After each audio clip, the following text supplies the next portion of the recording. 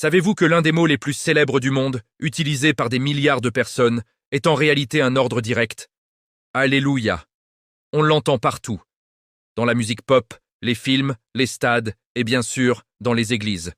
Pour la plupart d'entre nous, c'est une exclamation, un cri du cœur qui exprime une joie immense ou une profonde gratitude. Mais si je vous disais que ce mot cache un secret fascinant, une dimension cachée dans sa grammaire hébraïque originelle? Le mot que nous prononçons « Alléluia » vient de l'hébreu « Alléluia ». Décortiquons-le ensemble. La première partie, « Allélou », n'est pas juste un nom signifiant « louange », c'est un verbe, et pas n'importe lequel. C'est un impératif pluriel. En clair, cela signifie « louer », mais pas juste « toi, loue ». Non, c'est « vous tous, ensemble, louez ». C'est un appel à l'action collective. Et que doit-on louer? C'est là qu'intervient la deuxième partie. Yah. C'est la forme courte et sacrée du nom de Dieu, Yahvé. Donc, quand on rassemble les deux, Alléluia ne veut pas dire « quelle joie » ou « je loue Dieu ». Ça veut dire « vous tous louez Dieu ». Ce n'est pas une expression passive de notre émotion.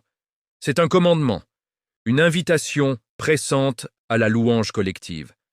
Ce mot était d'ailleurs un signal liturgique.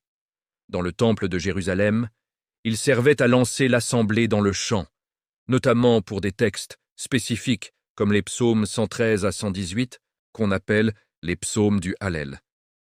C'était un appel pour que toute la communauté unisse sa voix dans l'adoration.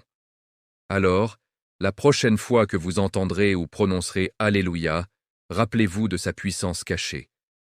Ce n'est pas juste une émotion qui sort de vous.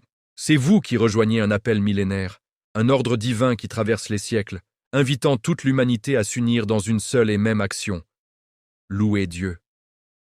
C'est une invitation à ne pas rester spectateur de sa joie, mais à en devenir l'acteur avec les autres. N'hésitez pas à l'utiliser plus souvent, non seulement comme expression de joie, mais comme une déclaration de foi active et communautaire. Merci de m'avoir écouté, et si cette découverte vous a touché, abonnez-vous pour ne rien manquer. À bientôt.